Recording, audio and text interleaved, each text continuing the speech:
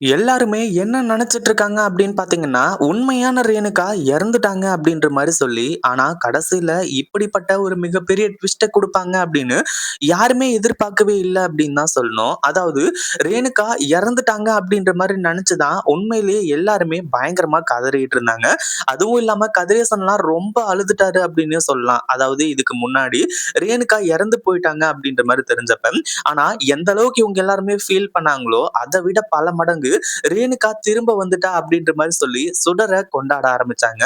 ஆனா இப்போ நம்ம விஜய் சுடரோட கழுத்துல தாலிய கட்டணும் அப்படின்ற மாரி வந்து நெனச்சிட்டு இருக்க சமயத்துல, இப்போ உண்மையான ரேணுகா மாஸ் என்ட்ரி குடுப்பாங்க அப்படின்னு இங்க யாருமே எதிர்பார்த்திருக்கவே மாட்டாங்க. ஏன்னா சுடரெல்லாம் ஸ்கெட்ச் போட்டு இங்க வந்ததுக்கான காரணம் என்ன அப்படின்னு பார்த்தீங்கன்னா, அதாவது உண்மையான ரேணுகா இறந்து போயிட்டாங்க.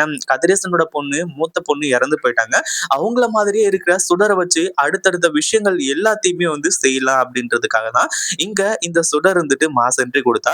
அதே மாதிரி செத்து போன ரேணுகா என்ன உயிரோடவா வரப்போறா? நம்ம இங்கேயே ரேணுகாவா செட்டில் ஆயிட்டோம் அப்படின்னா நமக்கு எந்த ஒரு பிரச்சனைகளும் இல்ல அப்படின்ற மாதிரி சொல்லி இவங்களும் அடுத்தடுத்த விஷயங்கள் எல்லாத்தையுமே பண்ணிட்டு இருந்தாங்க. அதுவும் இல்லாம விஜய் இப்போ அந்த சுடரோட கழுத்துல தாலிய கட்டுறதுக்கு தயாரா இருந்துட்டு இருந்தாங்க. ஆனா அந்த நேரத்துல இப்போ நம்ம உண்மையான ரேணுகா மாஸ் என்ட்ரி கொடுத்து, அதாவது ஒரிஜினல் ரேணுகா என்ட்ரி கொடுத்து, விஜய் இந்த கல்யாணத்த நிறுத்துங்க. நான் தான் ஒரிஜினல் ரேணுகா, உங்களோட ஒய்ஃப் அப்படின்ற மாரி வந்து சொல்லி, இப்போ ரேணுகா மாஸ் என்ட்ரி வந்து குடுக்குறாங்க. அப்போ விஜய்க்கு இவ்வளோ நாள் வந்து மல்லு சொல்லிட்டு இருந்தப்போ, இங்க இருக்கக்கூடியது சுடர் தான் அப்படின்னு சொல்லிட்டு, விஜய் அத சுத்தமா நம்பவே இல்ல. ஆனா இப்போ உண்மையான ரேணுகா வந்ததுக்கு அப்புறமா, இவங்க எல்லாருமே நம்பி தான் ஆகணும் அப்படின்ற மாரி வந்து சொல்லி, ஒரு கான்செப்ட் கொண்டு வந்துட்டாங்க. இனிமே இந்த சுடர் என்னதான் நெனச்சாலுமே கூட, அவளோட ஆட்டம் வந்து முடிவுக்கு வந்துருச்சு அப்படின்னே தான் சொல்லலாம். அதாவது உண்மையிலேயே இந்த ரேணுகா எப்படி இங்க வந்தாங்க? உண்மையிலேயே அதாவது கதிரேசனோட மூத்த பொண்ணு இன்னும் வந்து இறந்து போகலையா? உயிரோட தான இருக்காங்களா? அப்படின்றது எல்லாமே இப்போ வெளிய வரப்போகுது. அதாவது என்ன நடந்துச்சு? அதுவும் இல்லாம ரேணுகா வந்து செத்துட்டாங்கன்னு சொல்லிட்டு எப்படி நெனச்சாங்க? உண்மையிலேயே ரேணுகாவுக்கு என்ன ஆச்சு? ரேணுகா இப்ப எப்படி உயிரோட வந்தாங்க? அப்படின்றது எல்லாத்தையுமே இந்த வீடியோல டீட்டெயிலா பார்க்க போறோம். இப்படியெல்லாம் நடக்குமா? அப்படின்ற மாரி ஒரு கேள்வி கேட்டீங்க அப்படின்னா, கண்டிப்பா அதாவது இது எல்லாமே ஒரு யூகம் தான். ஒரு வேள நடந்தா எப்படி இருக்கும் அப்படின்றத மறக்காம கமெண்ட் பண்ணுங்க. அதாவது இப்ப என்ன ஆச்சு அப்படின்னு பார்த்தீங்கன்னா, அதாவது ஒரு பக்கம் நம்ம சுடர் இருந்துட்டு ரொம்ப ஹேப்பியா இருந்துட்டு இருக்கா இல்லையா? மல்லியும் அந்த கடவுள்கிட்ட வேண்டிக்கிட்டு இருக்காங்க. எப்படியாச்சு இந்த ஒரு விஷயம் நடக்கணும். அதாவது எப்படியாச்சும் வந்து இந்த கல்யாணம் தடுத்து நிக்கணும். அது எந்த வழியிலயா இருந்தாலும் சரி, விஜய்க்கும் அந்த சுடருக்கும் கல்யாணம் நடக்கவே நடக்கக்கூடாது. அப்படின்ற மாரி வந்து சொல்லி பயங்கரமா வந்து கதறிக்கிட்டு இருக்காங்க. ஆனாலும் அந்த கடவுள் என்ன பண்ண போறாரு? அதாவது கடவுளோட லீலையே லீலை தான் அப்படின்ற மாரி சொல்லுவாங்க இல்லையா? அந்த மாரி கடைசியில இப்படி ஒரு ட்விஸ்ட்ட வைப்பாங்க அப்படின்ற மாரி கொஞ்சம் கூட எதிர்பார்க்கவே இல்ல. அதுவும் இல்லாம உண்மையான ரேணுகா வர்றது தான் இதுல ஒரு மிகப்பெரிய ஒரு ஹைலைட்டான ஒரு விஷயம். அதாவது உண்மையிலேயே ரேணுகா உயிரோட வந்துட்டாங்க அப்படின்னா, உங்களோட கருத்து என்னவா இருக்கும் அப்படின்றத கமெண்ட் பண்ணுங்க. அதே மாதிரி இப்போ நம்ம ரேணுகா எப்படி வராங்க அப்படின்னு பார்த்தீங்கன்னா, அதாவது இத்தன வருஷமா உண்மையிலேயே ரேணுகா வந்து தன்னோட பழைய நினைவுகள மறந்துட்டு, அதுவும் இல்லாம கொஞ்ச நாள் கோமால இருந்திருக்காங்க. அதுக்கப்புறம் வந்து அவங்களுக்கு பழைய நினைவுகள்லாம் கொஞ்சம் கொஞ்சமா வரும்போது, அவங்கள பைத்தியக்கார ஹாஸ்பிட்டல்ல வந்து சேர்த்திருக்காங்க. அதுக்கப்புறம் தான் கொஞ்சம் கொஞ்சமா பழைய நினைவுகள்லாம் திரும்பி, திரும்பி, திரும்பி உண்மையிலேயே தன்னோட குடும்பம் எது?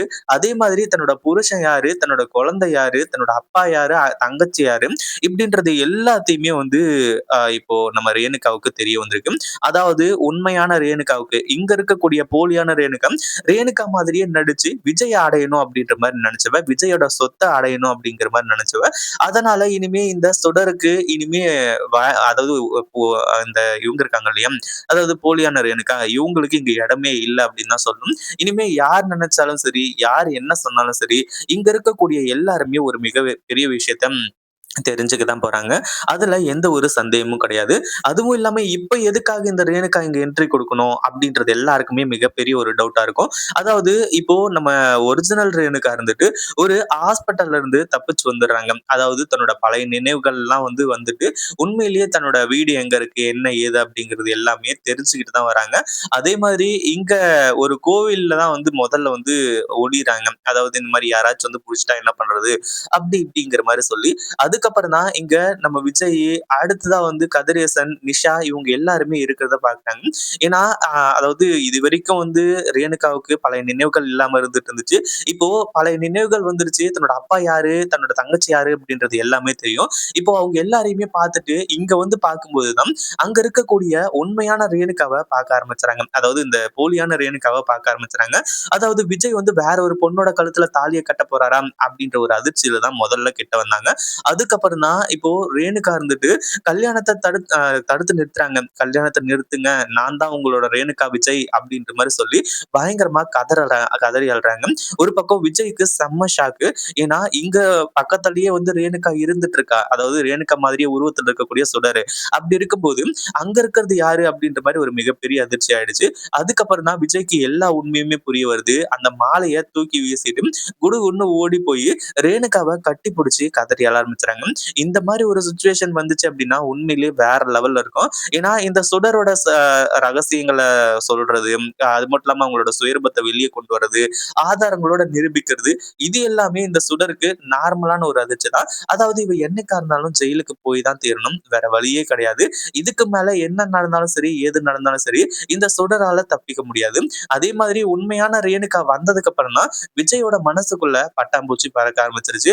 அதுவும் இல்லாம விஜய்க்கு தன்னோட மனசுக்குள்ள இவ தான் நம்மளோட ரேணுகா அப்படின்னு சொல்லிட்டு வந்து சொல்லி வேகமா ஓடி போய் கட்டி பிடிக்கவும் வச்சிருக்கு.